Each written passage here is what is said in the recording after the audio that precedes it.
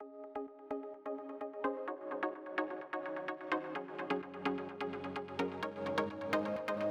안녕하세요. 서울대학교 과학학부의 천은득입니다.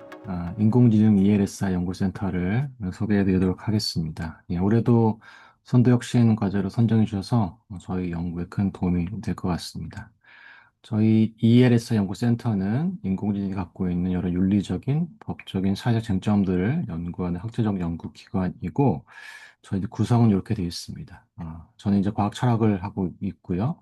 철학과의 김현섭 그리고 공유준 선생님께서 참여하고 계시고 법학전문대학원의 임용 교수님, 사회과학대학에서 심리학과 또 언론정보 전공하시는 이준환 한송원 선생님께서 함께하고 계시고요. 과학기술 사회 STS 전공자로 홍성욱 교수님과 양찬희 교수님께서 함께하고 계십니다. 저희 센터는 2020년도에 이 손도혁신센터 처음 지원 사업 시작할 때부터 참여해서 이 교내에서 인공지능 윤리, 법, 그 사회에 관해 관심 있는 여러 연구자들께서 모여서 함께 논의하고 협업하는 공간이 되려고 노력을 해왔고요. 다년간 연구를 수행을 해왔습니다. 그리고 이 일을 바탕으로 해서 대학중전연구소에서 체화 인공지능 관련된 사업에도 참여를 하고 있고, 또 저희가 IITP에서 생성형 인공지능 개발하는 그 R&D 과제, 특히 그 인공지능의 윤리 사회성을 향상하는 과제 컨소시엄에도 참여를 하고 있습니다. 저희 센터가 주로 하는 일들을 크게 이제 분류해 보면 연구를 하는 부분들이 있고 그와 동시에 이 전문적인 연구뿐 아니라 저희가 논의하고 있는 AI 윤리, 그 사회적 이슈들을 더 교내 구성원들과 폭넓게 공유하기도 하고 또 외부에게 공개해서 학술 행사를 개최하기도 합니다. 그런 학술 행사를 개최하는 계획들이 있고요. 또 하나는 그것을 리포트 형태로 담아서 발표를 하고 있습니다. 그래서 연구 논문에 준하는 결과를 발표하기도 하고 또 현재 거버넌스 규제 현황을 소개하는 그런 글을 실기도 하는데 먼저 세 번째 거를 좀 말씀을 드리면 저희가 작년 가을에 인공지능 LC 리포트라고 해서 발표를 했고요. 여기에 인공지능과 의식 관련 특집 그리고 해외 AI 거버넌스 동향 저작권 문제의 쟁점들에 대해서 소개를 한 적이 있습니다.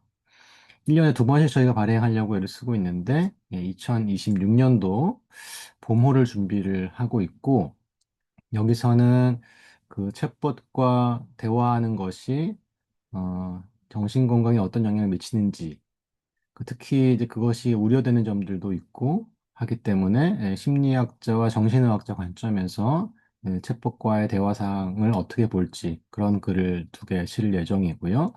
그리고 인공지능과 노동의 관계에 대한 글, 그리고 인공지능과 관계에 대한 커뮤니케이션 연구하시는 선생님의 글, 이렇게 저희가 인사이트라고 해서 전문가의 통찰을 실는 글이 있고, 그다음에는 AI 활용한 연구, 그 논문 작성이 갖고 있는 연구윤리적 쟁점들을 좀 살펴보는 글과 인공지능 모델의 이제 능력, 특히 이제 인지적 능력을 평가한 여러 가지 방식, 벤치마크 기반의 방식에 대해서 방법론적인 검토를 해볼 생각입니다.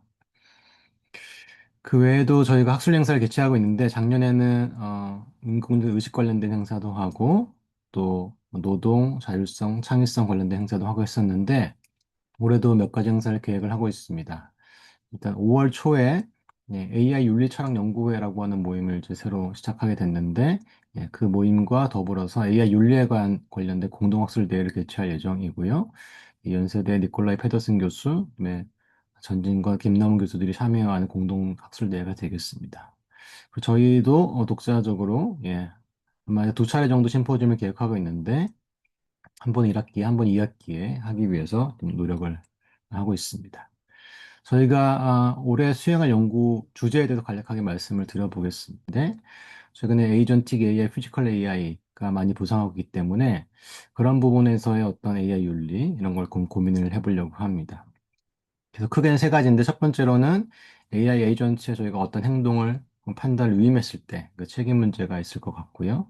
두 번째로는 그 피지컬 AI, 신체가 있는, 몸체가 있는 그 AI와 상호작용했을 때 생겨날 수 있는 여러 가지 안정성이나 프라이버시 문제. 세 번째로는 AGI 출현 가능성에 대한 문제입니다. 각각 조금씩 살펴보면 첫 번째 이제 AI 에이전트가 최근에 많이 개발되고 또 활용되고 있는 것 같은데, 거기에 이제 행동을 위임했을 때 그것이 갖고 있는 잠재적인 우려, 그다음에 책임 소재 문제 이런 것이 있을 수가 있습니다. 그래서 첫 번째로는 인공지능이 가질 수 있는 여러 가지 자율성 혹은 행위성 이거를 종류별로 또 수준별로 분리해보는 작업이 필요하다고 생각하고 있고요.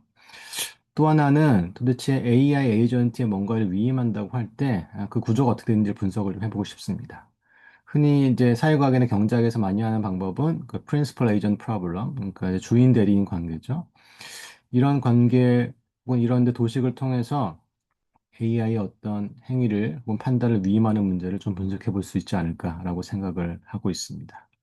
근데 궁극적으로는 이렇게 뭔가 위임했을 때 책임 귀속 문제를 어떻게 해결할 수 있을까? 기존에 나와 있는 여러 가지 법적인 장치가 있는데, 예컨대 제조물 책임법 같은 걸 통해서 이 문제를 해결할 수 있는지, 혹은 더 근본적으로 전자인격, 일렉트릭, 뭐 펄스 노드 같은 것을 도입할 필요가 있는지도 논의를 좀 해볼 수 있을 것 같습니다.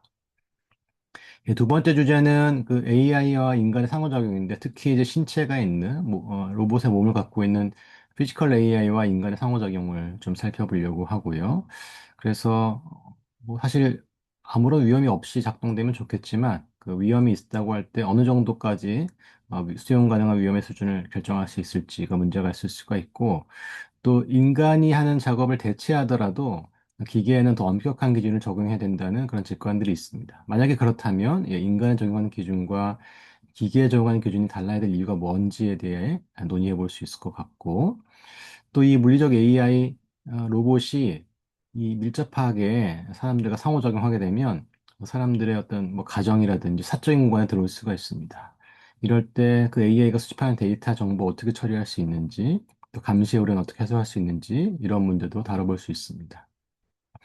또 하나는 이제 자율주행차 문제 특히 그런데 어떤 긴급한 상황에서 판단을 해야 될 수가 있을 때, 어떤 가치를 우선할지, 누구를 먼저 구할지, 누구에게 충돌할지를 내가 어떻게 설계할 건지 이런 문제가 있을 수가 있습니다. 이것도 논의를 해보고 싶고요. 또 마지막으로는 AGI 사실 이제 작년에도 말씀을 드린 적이 있는데 최근에 더 많은 사람들이 AGI 얘기를 합니다.